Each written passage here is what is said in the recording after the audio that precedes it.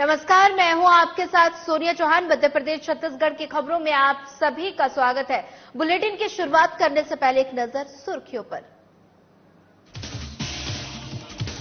रायपुर में लोकसभा चुनाव को लेकर बीजेपी की बैठक में लोकसभा चुनाव को लेकर की गई रणनीति तैयार। मंत्री बृजमोहन अग्रवाल रहे मौजूद। नारायणपुर में स्ट्रांग रूम और मतगणना स्थल का निरीक्षण। कलेक्टर विपिन माझी ने किया निरीक्षण। अधिकारियों को दिए जरूरी दिशा निर्देश। राजनांदगांव में नवरात्रि पर्व की तैयारी को लेकर बैठक। कलेक्टर संजय अग्रवाल की अध्यक्षता में की गई बैठक। अधिकारियों को दिए जरूरी निर्देश।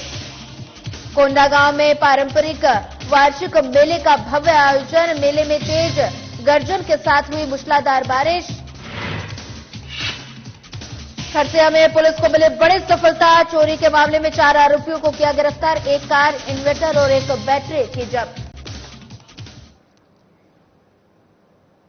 चलिए रुक करते हैं खबरों की ओर। पूर्व मुख्यमंत्री भूपेश बघेल पर महादेव ऐप मामले को लेकर हुई एफआईआर दर्ज के बाद सियासत शुरू हो गई है और इस मामले पर डिप्टी सीएम अरुण साव का बयान सामने आया है, जिसमें उन्होंने कहा कि महादेव ऐप मामले में लंबे समय से जांच चल रही थी और जांच के आधार पर जो तथ्य सामने आए हैं उसी के आधार पर कार्रवाई हो रही है और भारतीय जनता पार्टी की सरकार राजनीतिक द्वेष वश कार्रवाई नहीं करती।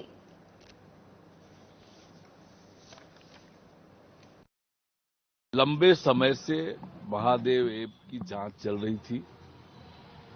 जांच में जो तथ्य आए हैं उसके आधार पर यह कार्यवाही हो रही है। भारतीय जनता पार्टी की सरकार राजनीतिक द्वेषवश कभी कोई कार्यवाही करती नहीं है। ये कार्यवाही भी जांच की प्रक्रिया से ही आई है। आगामी लोकसभा चुनाव में बीजेपी को प्रचंड बहुमत से जीतने के लिए केंद्रीय चुनाव कार्यालय में बैठक का आयोजन किया गया। ये आयोजन रायपुर लोकसभा कोर कमेटी और लोकसभा प्रबंध समिति की तरफ से किया गया। वहीं बैठक में रायपुर लोकसभा से उम्मीदवार मंत्री बृजमोहन अग्रवाल के साथ ही उप मुख्यमंत्री विजय शर्मा, मंत्री टंकराम वर्मा के साथ पार्टी पदाधिकारी उपस्थित रहे और इस दौरान आगामी लोकसभा चुनाव की रणनीति बनाई गई और साथ ही विधानसभा चुनाव में अब राजेय बृजमोहन अग्रवाल को लोकसभा चुनाव में भी प्रचंड मतों से विजय दिलाने को लेकर कार्य योजना पर चर्चा की गई। वहीं बैठक को लेकर मंत्री बृजमोहन अग्रवाल ने बताया कि छत्तीसगढ़ के प्रभारी और बिहार में कैबिनेट मंत्री नितिन नवीन ने रायपुर लोकसभा बता दें कि इस सीट से क्षेत्र के संचालन समिति और प्रबंध समिति की बैठक ली। आगामी लोकसभा चुनाव में बीजेपी को प्रचंड बहुमत से जीतने के लिए केंद्रीय चुनाव कार्यालय में बैठक का आयोजन किया गया। ये आयोजन रायपुर लोकसभा कोर कमेटी और लोकसभा प्रबंध समिति की तरफ से किया गया। वहीं बैठक में रायपुर लोकसभा से उम्मीदवार मंत्री बृजमोहन अग्रवाल के साथ ही उप मुख्यमंत्री विजय शर्मा, मंत्री टंकराम वर्मा के साथ पार्टी पदाधिकारी उपस्थित रहे और इस दौरान आगामी लोकसभा चुनाव की रणनीति बनाई गई और साथ ही विधानसभा चुनाव में अब राज्य बृजमोहन अग्रवाल को लोकसभा चुनाव में भी प्रचंड मतों में विजय दिलाने को लेकर कार्य योजना पर चर्चा की गई। वहीं बैठक को लेकर मंत्री बृजमोहन अग्रवाल ने बताया कि छत्तीसगढ़ के प्रभारी और बिहार में कैबिनेट मंत्री नितिन नवीन ने रायपुर लोकसभा क्षेत्र के संचालन समिति और प्रबंध समिति की बैठक ली। आज छत्तीसगढ़ के प्रभारी और बिहार में कैबिनेट मंत्री नितिन नवीन जी ने रायपुर लोकसभा क्षेत्र के संचालन समिति और प्रबंध समिति की बैठक ली है और उस बैठक में उन्होंने दिशा निर्देश दिए हैं कि किस प्रकार से हमको चुनाव की व्यूहरचना बनाकर लोकसभा स्तर पर, विधानसभा स्तर पर, मंडल स्तर पर मोर्चे प्रकोष्ठ उनको कैसे काम करना है, इसके बारे में बताया है। और उन्होंने आग्रह किया है कि ये छत्तीसगढ़ की राजधानी है और ये राजधानी की लोकसभा सीट है, तो इसकी जो जीत है वो ऐतिहासिक होना चाहिए। बढ़ते हैं अगली खबर की ओर। आगामी लोकसभा चुनाव को लेकर रायपुर लोकसभा प्रत्याशी विकास उपाध्याय का लोकसभा क्षेत्र के अंतर्गत लगातार दौरा कार्यक्रम जारी है और इसी क्रम में वे तेली बांधा तालाब में आमजन से रूबरू हुए, जिसके बाद बता दें कि प्रत्याशी विकास उपाध्याय ने गुड़ियारे स्थित मारुति मंगलम भवन में पश्चिम विधानसभा के महत्वपूर्ण सभा बैठक ली, जिसके बाद कांग्रेस भवन गांधी चौक में रायपुर ग्रामीण विधानसभा के कांग्रेस जनों और आम जनों की बैठक ली गई और तत्पश्चात वे रायपुर के स्थानीय कार्यक्रमों में भी सम्मिलित हुए। और वहीं रायपुर पश्चिम विधानसभा की बैठक में प्रदेश कांग्रेस कमेटी के अध्यक्ष दीपक बैज उपस्थित रहे और इस दौरान विकास उपाध्याय ने कहा कि उनका आम जनों से गहरा रिश्ता है, उन्हें तो बस उनसे मिलने का अवसर चाहिए रहता है और वे अवसर उन्हें किसी न किसी प्रकार से मिलता ही रहता है।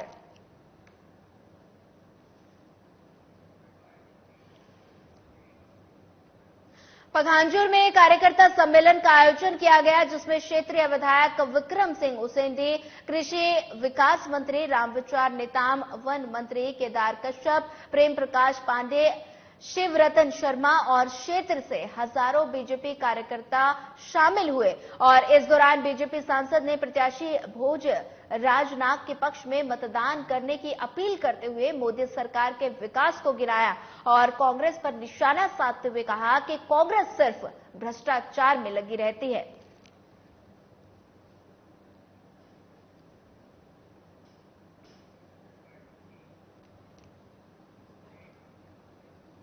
नारायणपुर में कलेक्टर और जिला निर्वाचन अधिकारी विपिन मांझी और पुलिस अधीक्षक प्रभात कुमार ने लोकसभा निर्वाचन 2024 की तैयारियों के लिए स्ट्रांग रूम और मतगणना स्थल का निरीक्षण किया। वहीं कलेक्टर और जिला निर्वाचन अधिकारी ने संपूर्ण स्थल का सुरक्षा के मद्देनजर बारीकी से निरीक्षण करते हुए सामग्री वितरण, सामग्री मिलान, पार्किंग, स्ट्रांग रूम और मतगणना कक्ष की समुचित व्यवस्था के लिए अधिकारियों को जरूरी दिशा निर्देश दिए। और बता दें कि निरीक्षण के दौरान कलेक्टर विपिन मांझी ने स्ट्रांग रूम परिसर में सीसीटीवी कैमरा, मतपेटी वितरण केंद्र और ईवीएम और साथ ही वीवीपैट मशीन की सुरक्षा व्यवस्था समेत अन्य व्यवस्थाओं का जायजा लिया।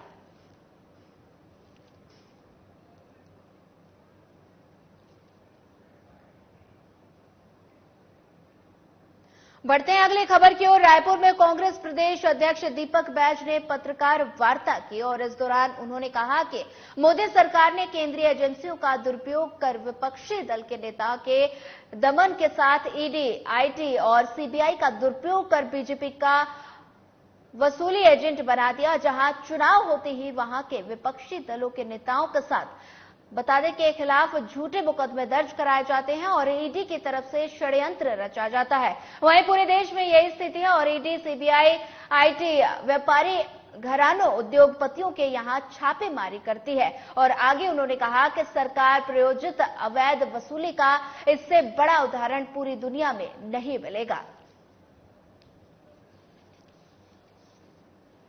वर्तमान परिस्थिति में पूरे देश में जिस हिसाब से माहौल अभी चल रहा है, आप लोग अवगत है, इलेक्टोरल बॉन्ड को लेकर देश की जनता जानना चाह रही है और देश की हर एक नागरिक जानना चाह रहे हैं। इसके लिए मैं बहुत बहुत धन्यवाद देता हूं माननीय न्यायालय सुप्रीम कोर्ट को, जिन्होंने कम से कम जो इलेक्टोरल बॉन्ड को असंवैधानिक करार दिया और उसकी जानकारियों को सार्वजनिक करने का एसबीआई को उन्होंने निर्देशित किया। इसके लिए धन्यवाद। केंद्र सरकार नहीं चाहती थी कि एसबीआई पूरी जानकारी सामने लाए। कहीं न कहीं केंद्र सरकार की बहुत बड़ी मिलीभगत है, दाल में काला है, इसलिए वो चाहती थी कि इसको छुपाया जाए।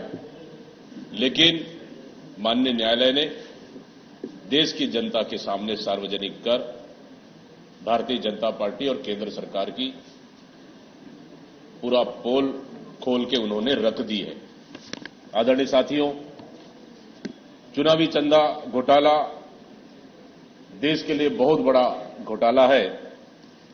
इसलिए कांग्रेस कमेटी मांग करती है चुनावी चंदा घोटाले के लिए भाजपा की मान्यता रद्द की जानी चाहिए। बढ़ते हैं अगली खबर की ओर। राजनांदगांव में कलेक्टर संजय अग्रवाल की अध्यक्षता में कलेक्ट्रेट के शक्ति कक्ष में मां बमलेश्वरी मंदिर डोंगरगढ़ में 9 अप्रैल 2024 के प्रारंभ हो रहे चैत्र नवरात्रि पर्व के अवसर पर आयोजित मेले की तैयारी के लिए बैठक आयोजित की गई। वहीं कलेक्टर अग्रवाल ने कहा कि डोंगरगढ़ स्थित मां बमलेश्वरी मंदिर श्रद्धालुओं की आस्था का केंद्र है। प्रदेश के साथ ही अन्य राज्यों से यहां श्रद्धालु और पदयात्री पहुंचते हैं। वहीं कलेक्टर ने सुरक्षा व्यवस्था के लिए अधिकारियों को दिशा निर्देश दिए, जिसमें पेयजल, विद्युत, साफ सफाई, पार्किंग, चिकित्सा, बैरिकेडिंग, शौचालय की व्यवस्था और अन्य सुविधाएं उपलब्ध कराने के निर्देश हैं।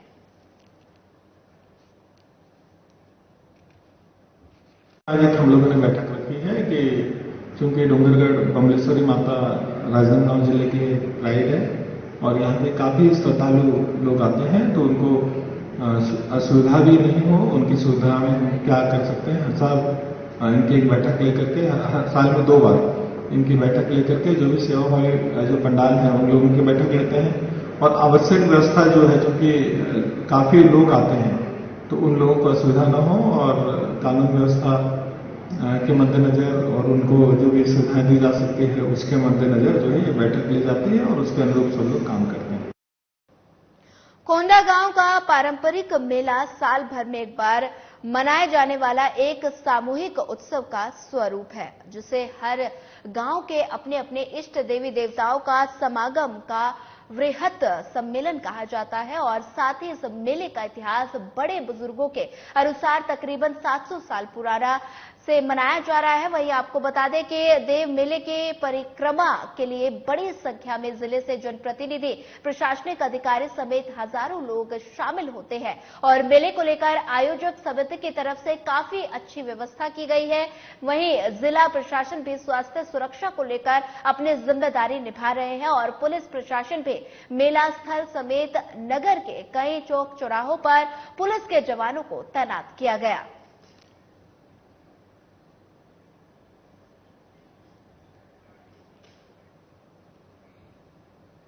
कोंडागांव जिला मुख्यालय में एक हफ्ते के लिए पारंपरिक वार्षिक मेले का भव्य आयोजन किया गया। वहीं आपको बता दें कि इस दौरान हजारों की संख्या में लोग देव मेला देखने पहुंचे थे और इसी बात से बता दें कि पहले दिन शाम होते ही अचानक हुई तेज बारिश ने मेले के रंग में भंग उत्पन्न कर दिया। आपको बता दें कि शाम के लगभग 6 बजे तेज हवा के साथ मूसलाधार बारिश होना शुरू हो गई थी और जिसके चलते बाहर से मेले में पहुंचे व्यापारियों को काफी नुकसान उठाना पड़ गया। और वहीं तेज बारिश में ग्रामीणों को भी स्थानीय दुकानों में शरण लेनी पड़ी। वहीं इस दौरान नगर पालिका उपाध्यक्ष जसकेतु उसेंडी भी अपने सहयोगियों के साथ बारिश में फंसे हुए दिखाई दिए।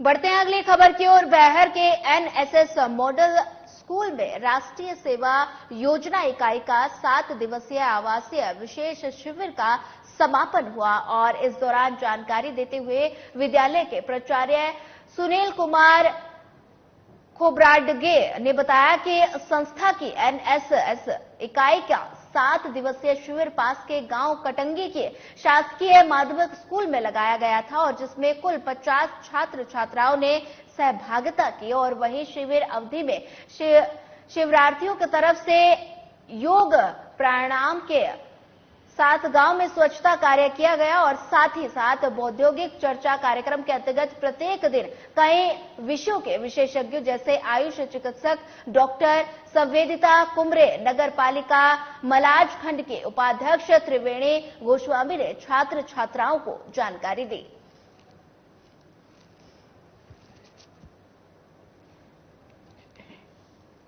बैहर के एनएसएस मॉडल स्कूल में राष्ट्रीय सेवा योजना इकाई का 7 दिवसीय आवासीय विशेष शिविर का समापन हुआ और इस दौरान जानकारी देते हुए विद्यालय के प्राचार्य सुनील कुमार खोब्राडगिरे ने बताया कि संस्था की एनएसएस इकाई का 7 दिवसीय शिविर पास के गांव कटंगी के शासकीय माध्यमिक स्कूल में लगाया गया था, जिसमें कुल 50 छात्र छात्राओं ने सहभागिता की। वहीं शिविर अवधि में शिविरार्थियों की तरफ से योग प्राणायाम के साथ गांव में स्वच्छता का कार्य किया गया और साथ ही औद्योगिक चर्चा कार्यक्रम के अंतर्गत प्रत्येक दिन कई विषयों के विशेषज्ञों जैसे आयुष चिकित्सक डॉक्टर संवेदिता कुमरे, नगर पालिका मलाजखंड की उपाध्यक्ष त्रिवेणी ने छात्र छात्राओं को जानकारी दी। लोकसभा चुनाव को देखते हुए पुलिस अधीक्षक मयंक अवस्थी के निर्देशानुसार अतिरिक्त पुलिस अधीक्षक गीतेश गर्ग के मार्गदर्शन में जिले के थानों की तरफ से अपने अपने थाना क्षेत्र में कानून और शांति बनाए रखने के लिए पुलिस ने फ्लैग मार्च निकाला और इस दौरान थाना क्षेत्र के संबंधित अनुभाग प्रभारी और संबंधित राजस्व अधिकारी के नेतृत्व में संबंधित थाना प्रभारी मौजूद रहे। वहीं बताया जा रहा है कि ये फ्लैग मार्च थाना क्षेत्र के प्रमुख चौराहों, बाजार और संवेदनशील इलाकों से निकाला गया है।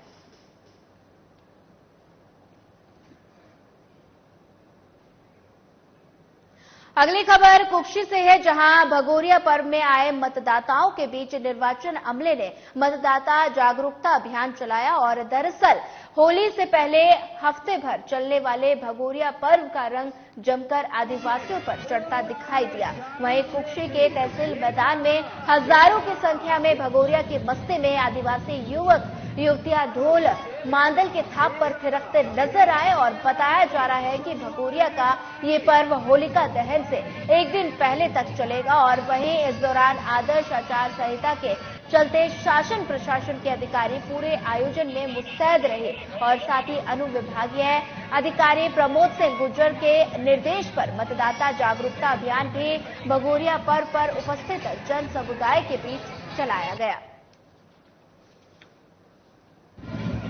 इसमें जो भी पारंपरिक रूप से यहाँ एक भगोरिया का उत्सव मनाया जाता है इस क्षेत्र में, तो वो पारंपरिक रूप से उनकी जो तिथियां निर्धारित हैं उस पर जो जनमानस है वो अपना भगोरिया उत्सव मना रहा है।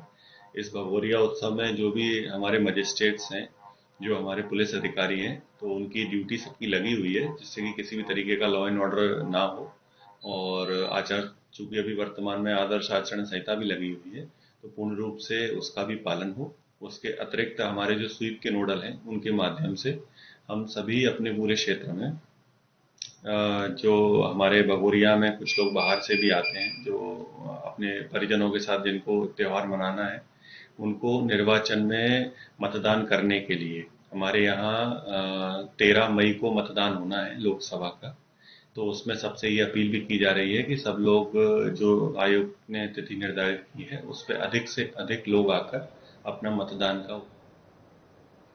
धमतरी जिले के आयुर्वेद अधिकारी डॉक्टर अवध पचोरी पिछले 3 सालों से धमतरी के आयुर्वेदिक अस्पताल में अपनी सेवा दे रहे हैं और वहीं यहां स्वर्ण प्राशन का कार्यक्रम रखा गया था, जिसके तहत 5 से 16 साल तक के बच्चों को स्वर्ण प्राशन कराया गया। और दरअसल स्वर्ण प्राशन एक ऐसी प्रक्रिया है जिसके अंतर्गत एक विशेष मुहूर्त में बनी हुई दवा का बच्चों को सेवन कराया जाता है। ये बेहद कीमती आयुर्वेदिक घटकों से निर्मित एक दवा होती है जिसे बच्चों को उनके समग्र विकास के लिए महीने में एक बार दी जाती है और इस दवा के सेवन से उनके शारीरिक, मानसिक और बौद्धिक विकास की प्रक्रिया को बल मिलता है और उनकी इम्यूनिटी बढ़ जाती है। और बता दें कि करीब 250 बच्चों को स्वर्ण प्राशन कराया गया है।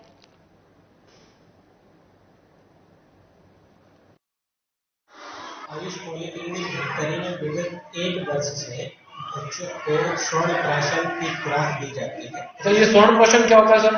स्वर्ण प्राशन एक आयुर्वेदिक इस तरीके की औषधि है जो बच्चों के सर्वांगीण विकास के लिए एवं उनकी रोग प्रतिरोधक क्षमता बढ़ाने के लिए काफी कारगर रहती है जी। और वो बच्चों को 0 से 16 वर्ष तक की उम्र के बच्चों को ये दी जाती है जी। तो यदि 0 से 16 वर्ष के बच्चों को नियमित रूप से च्यवनप्राशन यदि कराया जाता है तो उनकी नेचुरल इम्यूनिटी काफी अच्छी हो जाती है। इसी को ध्यान में रखते हुए ये च्यवनप्राशन यहाँ पे प्रतिमाह कराया जाता है। तो प्रतिमाह सर उसके लिए कोई डेट फिक्स है? हाँ, ये डेट जनरली पुष्य नक्षत्र में करते हैं जी। लेकिन शासकीय संस्था होने के कारण यदि पुष्य नक्षत्र के दिन जैसे अवकाश का दिन होता है तो उसको एक दिन आगे या पीछे करते हैं। तो सर इसमें एक एवरेज कितने बच्चे लाभान्वित होते हैं? ये प्रतिमाह लगभग यहाँ पे 250 से 300 बच्चे प्रतिमाह आते हैं जिनको लाभान्वित। अगली खबर दुर्ग से है, जहां कपड़े सुखाने के लिए गई बहू के करंट लगने से मौत हो गई। वहीं बहू को बचाने गए ससुर भी करंट की चपेट में आ गए और उनकी भी मौत हो गई। और बताया जा रहा है कि पूरी घटना सुबह की है, जब मंजू सोनकर नहाने के बाद अपने कपड़े सुखाने के लिए गई हुई थी और कपड़े सुखाने के लिए बिजली के तार का उपयोग किया जा रहा था। और इसी बीच अचानक से बिजली के तार में करंट दौड़ पड़ा और मंजू को करंट की चपेट में आता देखकर तुरंत ससुर शेखर सोनकर ने बहू मंजू को बचाने की कोशिश की, लेकिन ससुर भी करंट की चपेट में आ गए। वहीं दोनों के शव को पोस्टमार्टम के लिए भेजा जा चुका है और साथ ही कोतवाली पुलिस पूरे मामले की विवेचना कर रही है।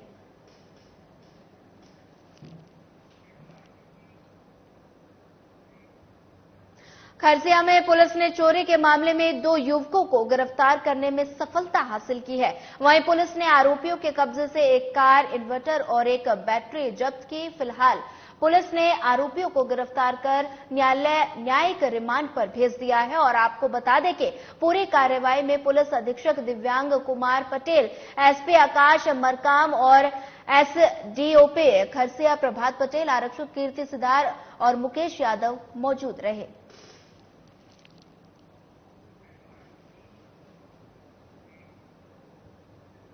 खबर मुरवारा से है, जहां किसान नेता डॉक्टर ए.के. खान के निवास पर पहुंचे सैकड़ों की संख्या में ग्रामीणों ने बताया कि गांव भजिया के धान खरीदी केंद्र में हमारे साथ धोखाधड़ी हुई है। वहां के प्रभारी ने हमारे साथ दूसरे का पंजीयन कराकर लाखों रुपए की धोखाधड़ी की और जिससे समस्त ग्रामीण भूखे मरने के कगार पर पहुंच चुके हैं। और वहीं इसी बात को लेकर डॉक्टर ए.के. खान ने कलेक्टर महोदय को ज्ञापन सौंपा और साथ ही बताया कि हम किसानों के साथ अन्याय नहीं होने देंगे। चारे लुटपिट के किसान आए हैं, पूरे जिले में किसानों के साथ ही लूट हो रही है, लेकिन आज तो मेरी आत्मा ने रो दिया। ये नेत्रहीन किसान हैं और ये किसान के साथ भी लूट हुई। जो धान खरीदी केंद्र प्रभारी निरंजन सिंह ने अपने बहनोई को लगाया और ये कहा कि तुम जिनके पंजीयन नहीं है उनको ले आओ मेरे पास, मैं सबकी धान ले लूंगा। इनकी धान ली गई अलग अलग ये लिखावट में, उन्होंने कहा भी कि चढ़ गई धान आपकी, लेकिन ये नहीं जानते थे कि कहीं ना कहीं निरंजन सिंह जी लूटने का षड्यंत्र कर रहे हैं। इनकी धान तुल गई, जिसके नाम पे भी उनने डाला पैसा आ गया, लेकिन पैसा आने के बाद अब निरंजन सिंह जी का कहना यह है कि कोई पैसा नहीं मिलेगा, क्योंकि जिसके नाम से या जिससे धान बुलवाते थे उनकी एक्सीडेंट में मृत्यु हो गई, जो कि उनके बहनोई थे। मृत्यु होने के बाद 13वीं तक तो उन्होंने कहा कि आप सभी किसानों का पैसा मिलेगा, लेकिन अंधे प्रशासन के चलते जिला कलेक्टर महोदय के बार बार संज्ञान में मैं ये बात लाया हूं कि पूरे जिले के अंदर धान खरीदी केंद्रों में जहां सर्वेयर लाखों रुपए की रिश्वत ले रहा है, 2.5 लाख लेके, और उसने राशि को हजम कर लिया था, खराब धान को जायज कर दिया था। कहने का मकसद ये है कि किसानों के साथ जो खरीदी प्रभारी है वो लगातार लूट करने का काम कर रहे हैं। और इनके साथ बेमेतरा जिले के भिबोरी तहसील के अंतर्गत आने वाले ग्राम बोरसे के ग्रामीणों ने बेधड़क हो रहे अवैध शराब की बिक्री और क्षेत्र में हो रहे मनमानी तरीके से अवैध खनन को लेकर आक्रोश व्याप्त है। और साथ ही बता दें कि ग्राम बोरसे बेमेतरा और रायपुर जिले के सरहद से लगा हुआ छोटा गांव है, और लेकिन उद्योग आदि की दृष्टि से ये क्षेत्र उपयोगी होने के चलते यहाँ का महत्व ज्यादा है और इसी के चलते इस क्षेत्र में लगातार कई नए नए उद्योग लगाए जा रहे हैं, जिससे इन क्षेत्रों में मजदूरी करने वाले लोगों का दबाव अधिक है और जिसके चलते शराब कोचिए सक्रिय है और खुलेआम अवैध शराब की बिक्री हो रही है, जिसके चलते यहाँ के ग्रामीण गांव में बैठक कर बाकायदा इसका विरोध करते नजर आए। वहीं शासन प्रशासन को इसके लिए जवाबदार बताया गया है।